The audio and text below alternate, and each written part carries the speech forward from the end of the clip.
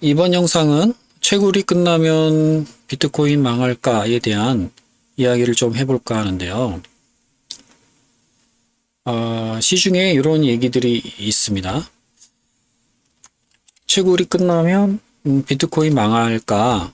채굴이 끝나면 더 이상 비트코인을 얻을 수 없으니까 채굴자들이 떠날 것이고, 채굴자들이 떠나면 비트코인 보안은 약해지고, 그러면 사람들이 불안해서 비트코인을 팔 것이고, 그러면 가격이 더 내려가면서 결국 영혼에 수렴하는 것 아닌가 하는 이런 얘기들이 있는데요. 이거를 조금 걱정을 많이 하시는 분들도 계시고, 이거에 대해서 어떤 뾰족한 답을 내놓는 분들도 별로 없으신 것 같아요. 그러니까 비트코인 채굴이라는 게 2140년까지 된다 이렇게 알려져 있고, 이게 이제 2048년이죠. 2048년이 되면 이게 0.0 얼마 이렇게 나오거든요. 그래서 되게 이 채굴되는 수량이 미미해진다 이거죠. 그래서 2048년 이후부터는 채굴을 가지고서 이 수익이 될까? 결국 채굴자들이 이걸로 이 정도 수익 가지고 계속해서 채굴을 할 수 있을까? 그들도 이제 수익 때문에 하는 건데, 그 수익이 안 되면은, 사업을 접고 떠나지 않겠느냐, 뭐 이런 얘기죠. 그래서 채굴자들이 떠나면은 점점 보안이 약해지면서 비트코인은, 어떻게 보면 망하는 길로 갈 수 있지 않는가. 이런 예상을 하는 분들이 많이 있습니다. 그 부분에 대해서 조금, 얘기를 한번 해볼까 합니다.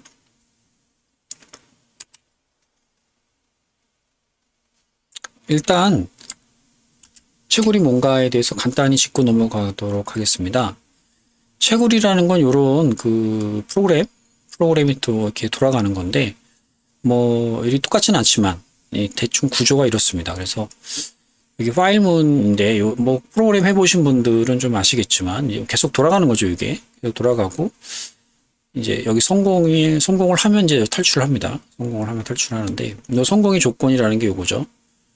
이 해시 값이 이 타겟보다 적으면 이렇게 되는 거죠. 그러면 채굴이 되는 건데, 여기서 이제 SHA-256이라는 함수를 이제 돌리는 거죠. SHA-256 함수를 돌려서 나온 값, 요걸 이제 해시라는 변수에다 넣어가지고 비교하는 거죠.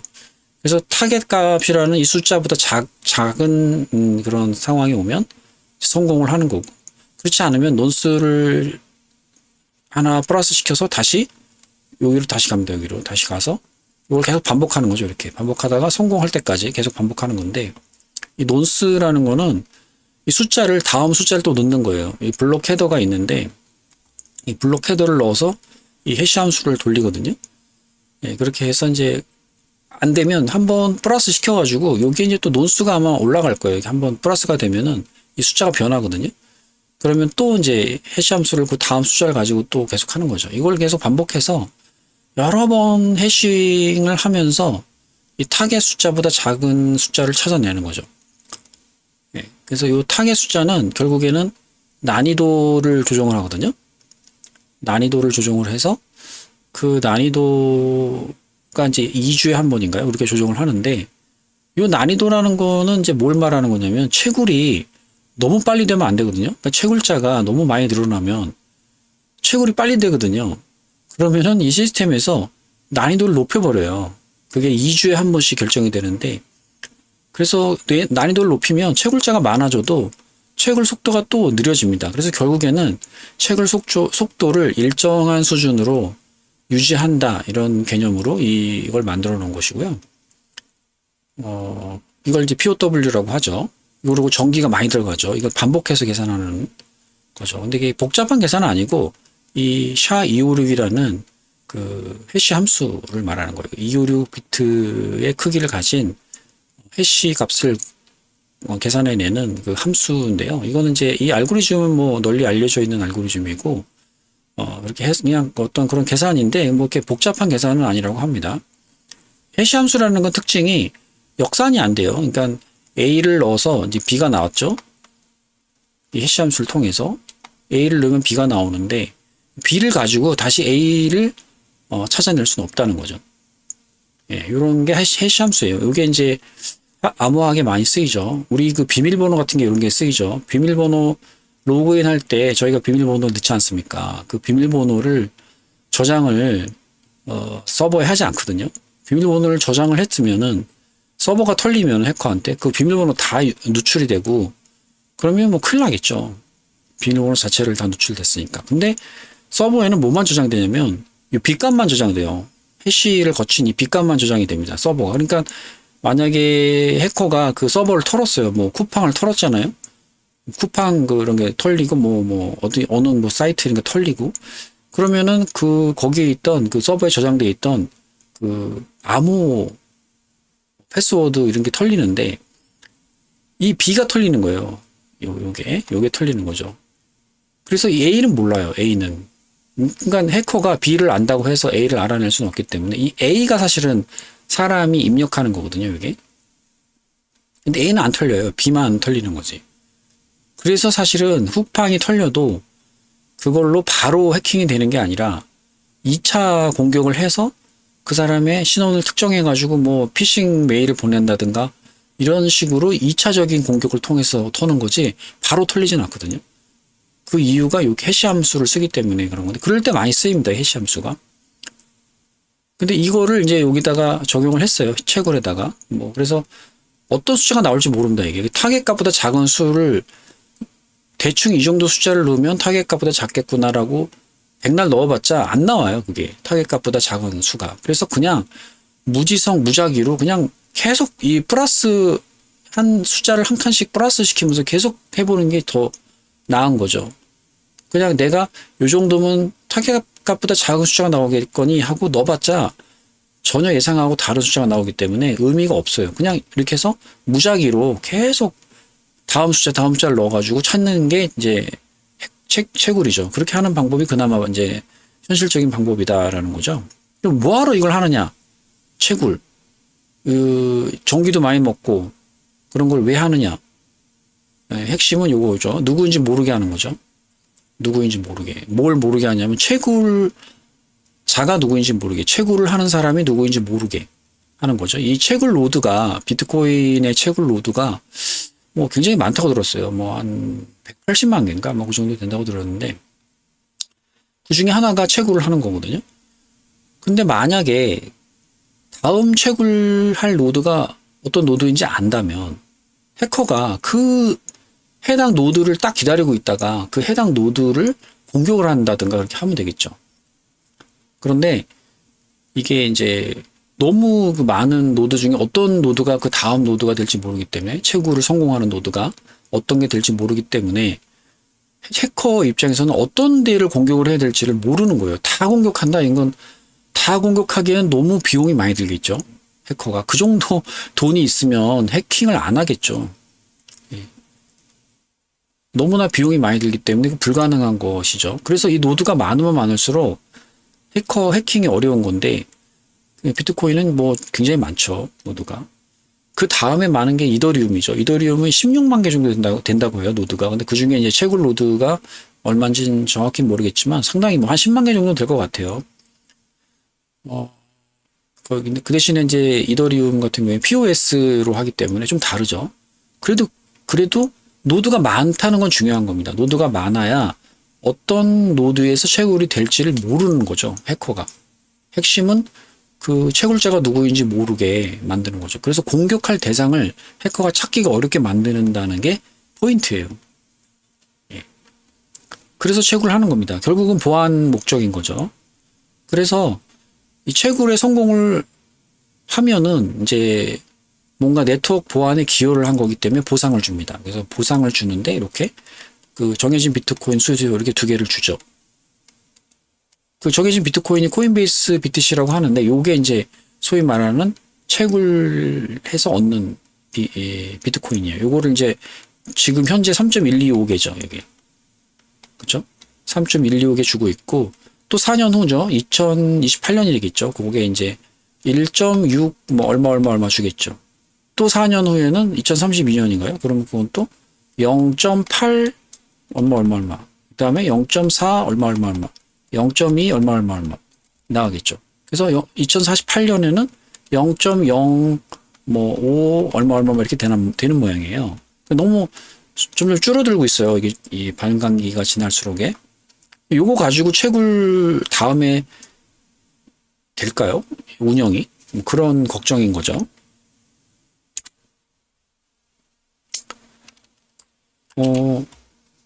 채굴자들은 채굴 보상으로 수수료도 얻는다. 이렇게 돼 있죠. 네, 수수료가 있어요. 그러니까 채굴 보상으로 코인베이스만 얻는 게 아니죠. 채굴자들이 얻는 보상은 코인베이스 코인과 수수료다. 두 개를 얻는 거예요. 이렇게 두 개. 코인베이스 코인이라는 것은 비트코인을 의미하며 수수료를 받는 보상도 비트코인으로 받는다. 둘 다 비트코인으로 받는데 코인베이스 코인은 정해져 있죠. 3.125개 지금 같은 경우에. 아까도 말씀드렸지만 더 이게 다음에는 또 1.6 뭐 얼마 이렇게 받겠죠.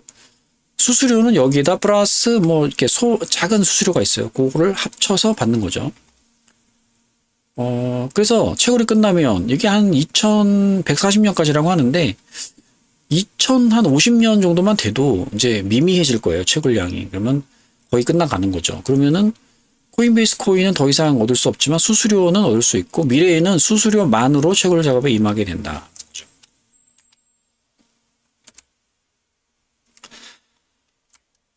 수수료가 얼마 안 되던데 그걸로 될까? 아까도 봤듯이 수수료가 얼마 안 됩니다. 지금 현재 뭐 한 3.125개 4억 원이라고 했는데 한 5억 원쯤 되죠. 환율 때문에 요즘에. 그리고 현재 수수료 대충 보면 한 $1,000 정도 나오는데요. 140만 원 정도인데 뭐 조금 많이 나올 때는 한 200만 원 정도 또 나오고요. 300만 원 정도까지 나오더라고요. 요즘 보면은. 하지만 이렇게 해도 적죠. 되게 적은 금액이죠.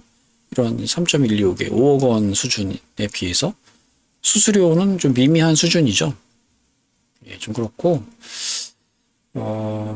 코인베이스 BTCB의 수수료는 매우 적은 금액이다. 채굴이 끝나면 이 작은 수수료만으로 채굴 작업이 가능할까? 채굴업자들이 결국 다 떠나게 될까라는 걱정. 실질적으로 이렇게 걱정하시는 분들이 많이 좀 있어요.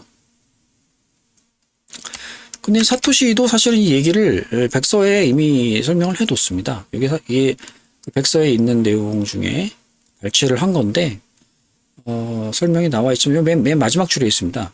또한 만약 미리 정해놓은 수만큼의 화폐가 모두 유통된다면 요거는 이제 그 채굴이 끝난다면 그런 뜻이고요. 인센티브는 전부 거래 수수료로 바뀌어 수수료로 바뀌는 거죠. 인플레이션에서 완전히 자유로워질 수 있다. 그래서 이제 보상, 인센티브는 이제 수수료만 남는다 그런 얘기를 하는 거고요. 뭐 이게 이 채굴을 계속 유지할 수 있느냐에 대한 답을 해준 건 아니고 이제 채굴이 끝나고 수수료로만 운영이 된다라는 거죠. 그래서 사토시는 이 채택이 많이 돼야 된다 이런 얘기를 하고 있는 거예요. 비트코인의 채택이 대규모로 돼야 한다는 조건이 있는 거죠. 그래서 현실적으로 수수료가 어느 정도인지 한번 확인해보고 수수료만으로 노드 운영이 정말 가능할 수 있는지 여부를 한번 보려고 합니다. 그래서 저희 멤풀이라는 걸 보려고 하는 건데요. 이 멤풀이라는 게 그 비트코인 익스플로러라고 되어 있죠. 그러니까 비트코인이 블록체인이잖아요. 그 블록체인의 안에 그 기록 상태를 보여주는 사이트예요. 이게 다 이걸 보면은 속속들이 다 볼 수가 있고 본인이 거래한 내역도 여기 그대로 다 찍혀 있습니다.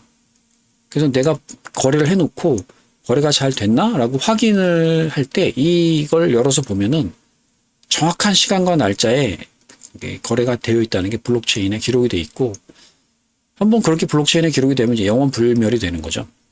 이 사이트 주소가 이렇게 됩니다. 멤풀라고 치고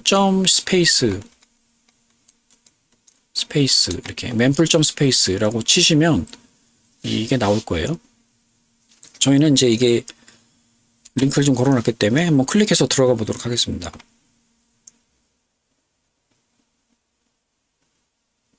네, 이렇게 해서 나왔죠? 여기 보시면은 이제 이렇게 사각형들이 쭉 있는데 이게 블록입니다. 블록들이 놓여져 있고 이 오른쪽에 있는 게 이제 채굴이 된 거죠. 완성된 블록이고요. 요거는 아직 미완성 상태고 채굴을 기다리고 있습니다. 이건. 네, 그래서 시간이 지나가면 이렇게 채굴이 됩니다. 요거는 밑에 요게 이제 요 블럭을 확대해 놓은 거고요. 요 지금 생성되고 있는 블록이 여기 있어요. 여기 블록이 있고 지금 막 움직이고 있죠, 뭐가? 조그만 이런 보시면은 이게 조그만 사각형도 있고 좀 큰 사각형도 있고 그렇죠? 아주 뭐 중간치 사각형도 있고 여기 보면 약간 불구스레한 요 사각형들도 있죠. 이 불구스레한 사각형은 수수료가 약간 높아서 그래요. 비트코인은 경매예요. 이 수수료를 책정하는 게 경매입니다. 그래서 내가 더 많은 수수료를 내가 내고 싶어 그러면은 자유예요, 그거는. 그러면 그 대신에 빨리 블록에 포함이 되고 우선적으로 체결이 됩니다. 예, 블록에 올라간다 그 말이죠. 나는 수수료 아끼고 싶어 그러면은 수수료를 싸게 하는 거죠. 그러면 늦게 올라가요. 그래서 다음 블록으로 밀릴 수도 있어요, 이게. 너무 싸게 매기면. 그러다가 너무 싸게 매겨서 계속 뒤로 밀리다 보면은 1시간인가요? 그렇게 뒤로 1시간 정도 밀리게 되면은 이게 사라지나 아마 그럴 거예요, 이게. 그러니까 취소가 되나 그럴 거예요. 근데 그거를 취소 안 시키게 하기 위해서 추가로 내가 수수료를 높일 수가 있어요. 그런 걸 추가할 수가 있더라고요. 이게 오버라이트를 하는 기능이 있더라고요. 그러면 좀 영 안 될 것 같으면 조금 수수료를 높여주면은 다시 얘가 경쟁력이 생기면서 블록이 그러니까 블록에 등록이 됩니다. 어쨌든 이걸 보는 사이트고요. 여기 보면 memple.space라고 써 있는데 이 주소가 이 memple.space입니다.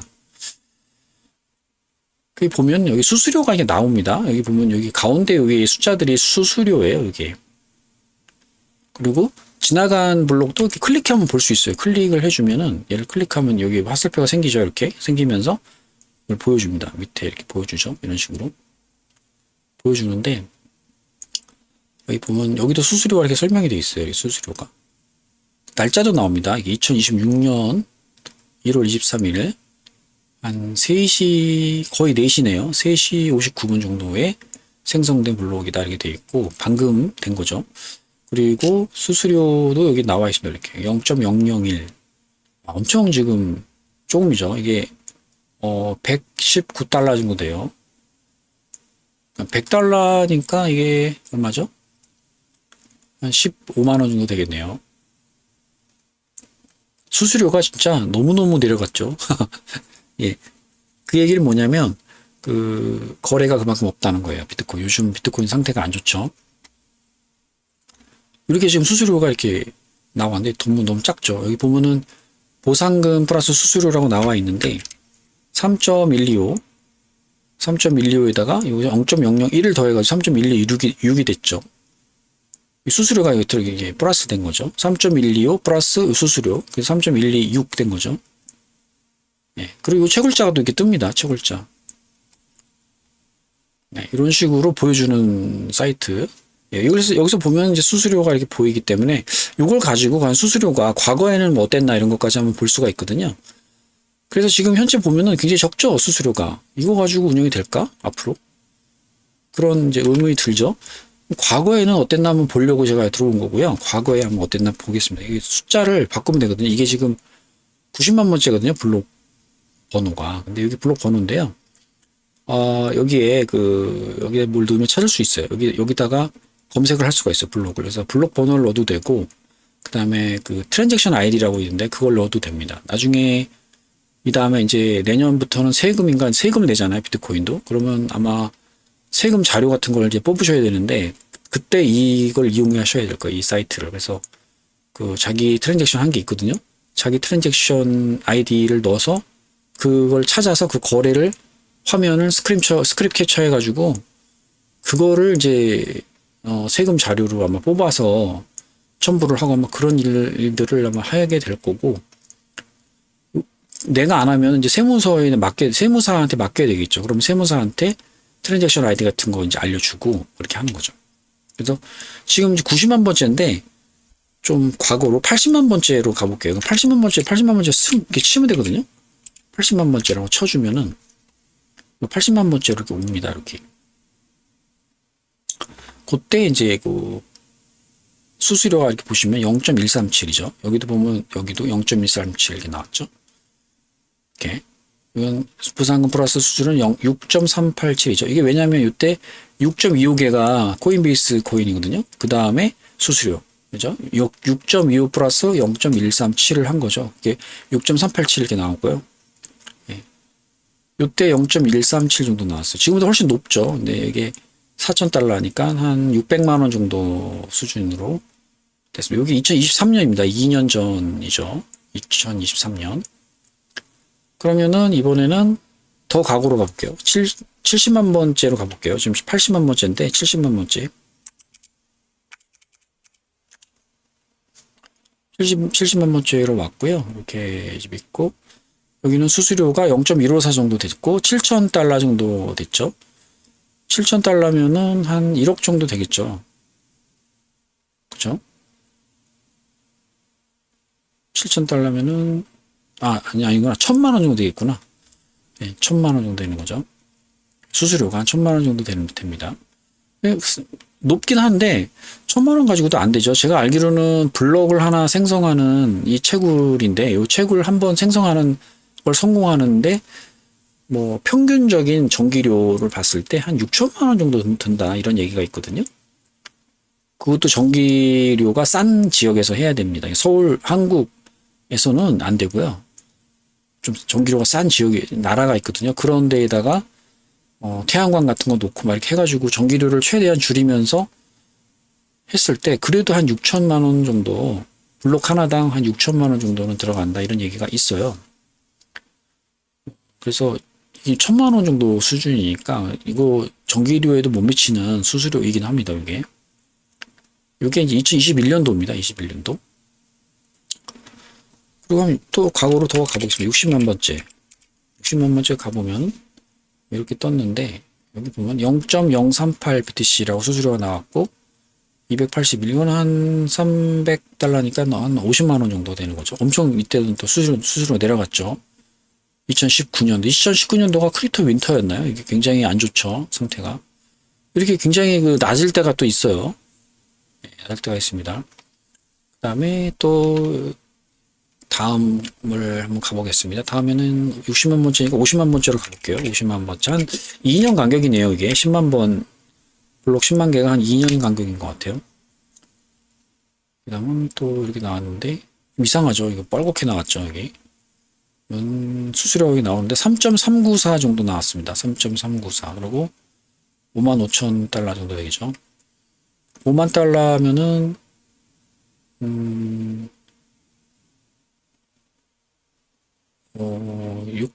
6천만 원, 8천만 원 정도 되겠죠? 예, 8천만 원. 그래도 전기세 정도 나왔죠. 전기세보다 조금 더 나왔죠. 그래도 이거 가지고 수익이 많이 된다라고 할 수는 없죠. 근데 이때 이제 비트코인 가격이 싸니까, 2017년도니까. 근데 여기 비트코인 수량이 더 의미가 있어요. 3.394죠. 3.394. 3.394면 지금 가격으로 환산을 하면은 이게 얼마일까요? 이게 한 5억? 한 5억 정도 되겠죠. 그죠? 수수료가 한 5억 정도 나온 거예요. 지금으로 치면. 지금 가격으로 환산한다면. 이렇게 이게 좀, 뭐랄까, 이게. 뻘겋게 나왔다는 건 뭐냐면, 트래픽이 심한 겁니다. 이게 트래픽이 심해서 서로 경쟁적으로 수수료를 높였기 때문에 이렇게 뻘겋게 된 거거든요. 이때 2017년도에 무슨 일이 있었는지 모르겠는데, 굉장히 화랑이었던 것 같고 이때가. 그리고 제가 알기로는 NFT 이런 게 있었어요. 이 당시에 오디널스 이런 거, 원숭이 그림 이런 거 있었잖아요. NFT 그런 거가 또 화랑이 돼서 서로 이제 경쟁적으로 막 거래하다 보니까 이렇게 된 것 같은데, 어쨌든 이렇게 그 사람들이 몰리면 이게 올라갑니다. 이렇게 수수료가. 그래서 이렇게 3.394 같은 정도 나왔어요. 근데 이때 2017년도 보면은 다 모든 웬만한 블록이 다 그래요. 여기 보면은 다 3점이 넘죠. 4.0 얼마도 있고, 그쵸? 3.9 얼마도 있고, 이렇게 보면, 여기 보면은. 그런 게 많아요. 여기 보면. 다 4.4 있었죠. 굉장히 이 당시, 이 2017년도 당시가 뭔가, 그랬던 것 같아요. 낮은 것도 있긴 한데, 1.9, 2.8도 있죠. 근데 여기 여전히 3.8, 4.3 이렇게 굉장히 많아요. 지금 높아요. 수수료가 굉장히 높습니다. 이 당시에는 2017년도인데 그래서 제가 이제 말씀드리고 싶은 거는 사람들이 몰리고 이게 비트코인이 좀 많이 대량 채택이 된다. 뭐 매스 어답션 뭐 이런 말 하잖아요. 좀 채택이 많이 되고 기관 채택 뭐 또는 금융 기관들이 또 채택을 한다든가 또는 정부 이런 데서 채택을 많이 하면 이게 수수료가 올라갈 수 있다는 거죠. 이게 많은 사용이 일어나면 사용이 안 일어나면 수수료가 떨어집니다. 이게 그런 상황도 있기 때문에 만약에 이렇게까지 과열되지 않더라도 이거의 한 절반 정도만 과열 정도만 된다고 해도 상황은 어떻게 될까 하는 거죠. 그러면은 3.6이 아니라 뭐 한 1.5 BTC 정도만 수수료로 발생을 한다고 했을 때도 한 2억이 좀 넘지 않습니까? 그러면 블록 하나당 2억 정도의 수수료를 얻을 수 있다면 채굴되는 게 없더라도 채굴업이라는 게 계속 영속될 수가 있지 않을까 하는 것이고요. 또 뭐 이게 비트코인 가격이 또 올라간다면 2억이 아니라 20억이 될 수가 있는 거거든요. 수수료만 가지고. 그렇다면 채굴 사업을 안 할 이유가 없겠죠. 그때 가서는. 예, 그런 점을 우리가 한번 봐야 된다. 그런 얘기죠.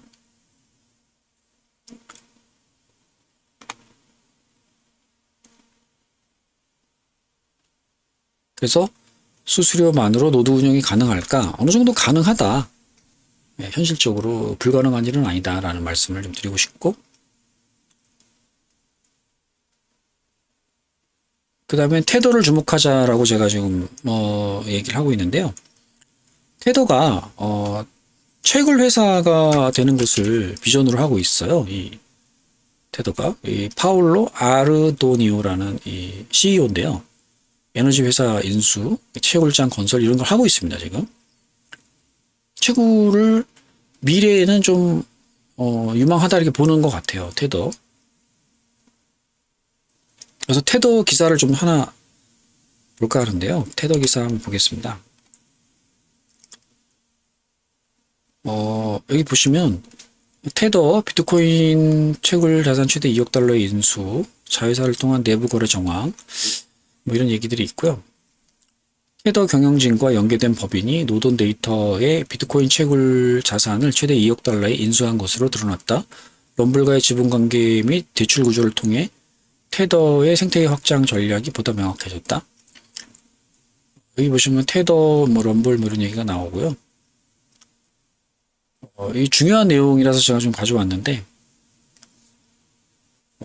북미의 대표적인 고성능 컴퓨팅 기업인 노돈 데이터가 자회사인 비트코인 채굴업체 피크 마이닝을 테더의 경영진과 연결된 회사에 최대 2억 달러에 매각한 것으로 나타났다. 이 거래는 테더 노돈 데이터 영상 플랫폼 럼블 간 얽힌 이해관계를 더욱 드러내고 있다. 여기 보면은 이제 노돈 데이터라는 게 나오고 그다음에 럼블이라는 게 나와요. 노돈 데이터는 이제 AI 데이터 센터를 하는 곳이고 이 안에 피크 마이닝이라는 그 비트코인 채굴 회사가 들어가 있어요. 그런데 이 노돈 데이터를 누가 인수하냐면 요 럼블이라는 회사가 인수를 하는데 이 럼블이라는 회사가 이걸 인수하면서 피크 마이닝을 어딘가에 매각을 합니다. 이 피크 마이닝을 매각을 했는데 알고 봤더니 테더가 가져갔더라 그런 얘기를 이 기사가 하는 거고요. 이 럼블이라는 회사가 있는데 잠깐 보여드릴게요. 이게 이제 럼블이라는 사이트인데 유튜브랑 되게 똑같아요. 유튜브 같은 거 유튜브. 예. 그렇죠? 구조가 유튜브랑 거의 똑같죠? 뭐 게임, 뭐 뉴스, 뭐 거의 똑같아요. 유튜버랑 똑같고 여기도 활동하는 이제 인플루언서들이 있고 막 그런 거죠.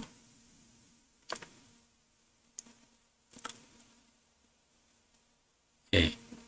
요게 이런 회사예요. 이런 회사 럼블이 요걸 연계하는 이런 이제 유튜브 같이 하는 거고 이게 나스닥에도 이게 상장돼 있습니다.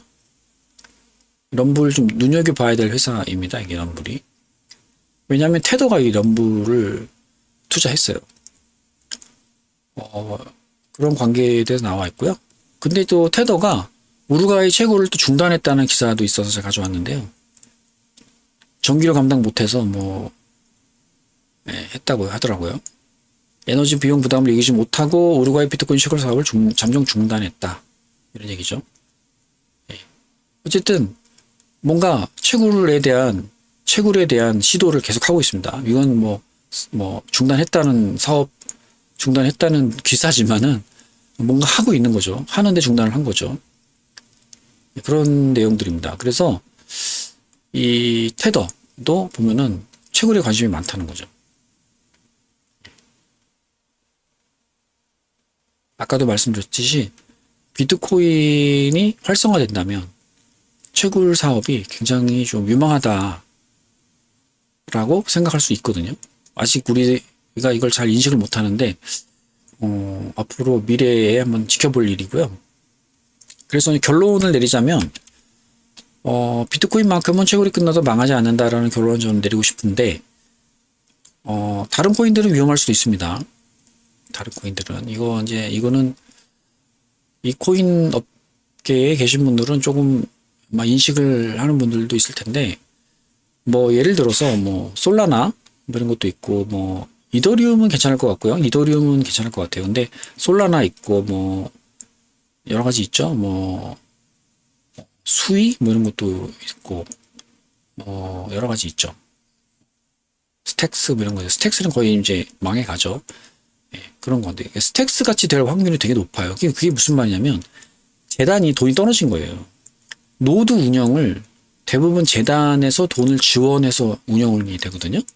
근데 재단이 돈이 떨어져 있는 거죠. 재단이 돈이 떨어지면 노드 운영비를 지원을 좀 못해요. 그러면 노드 운영자들이 접습니다, 사업을. 그럼 노드가 점점 좀 사라지면 그 암호화폐는 위험해지죠. 보안이. 그러면 사람들이 떠나죠. 그러면은 사실은 없어지는 거예요. 이렇게 자생력이 대체로 알트코인들이 없어요.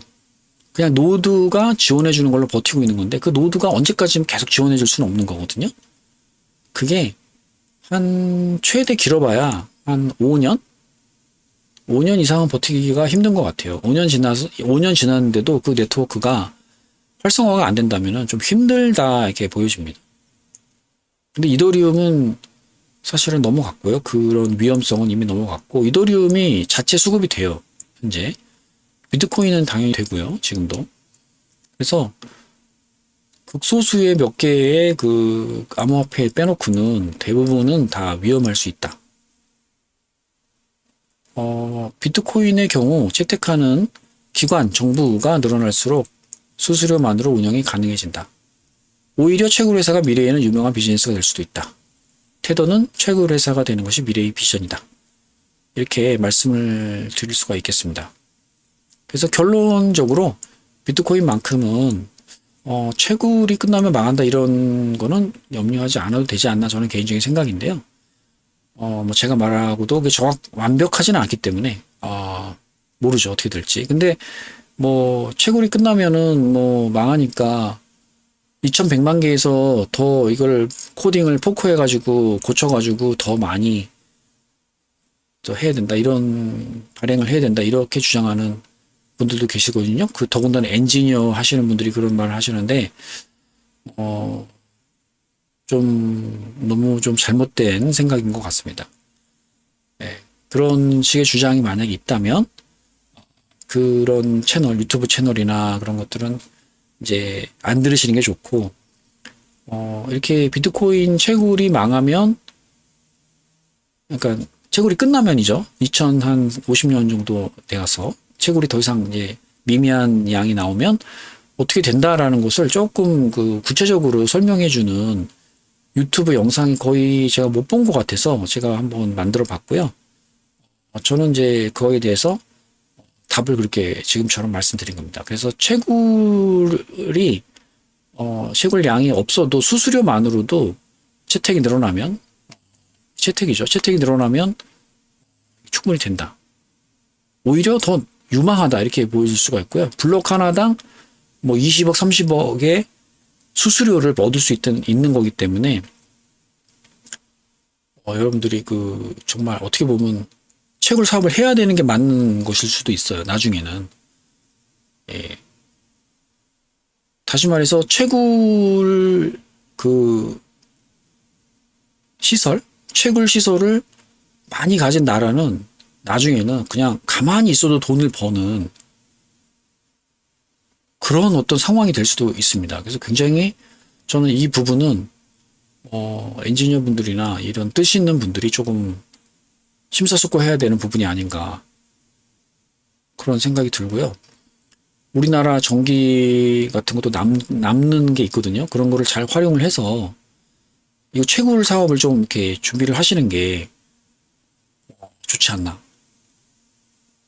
네, 아직도 비트코인을 이제 없어질 수도 있다 이렇게 생각하시는 것 같아요. 그런 분들이 많은 것 같아요. 기관 고위 관료들이나 정부의 고위 관료들은 그런 것 같은데 정말 잘 생각을 해서 채굴이 미래의 국가의 성장 동력이 될 수도 있다라는 생각도 저는 하기 때문에 좀 숙고했으면 하는 생각입니다. 예, 오늘의 결론 이렇게 내리면서 오늘 영상은 여기까지 마치도록 하겠습니다. 예, 끝까지 시청해 주셔서 감사드립니다.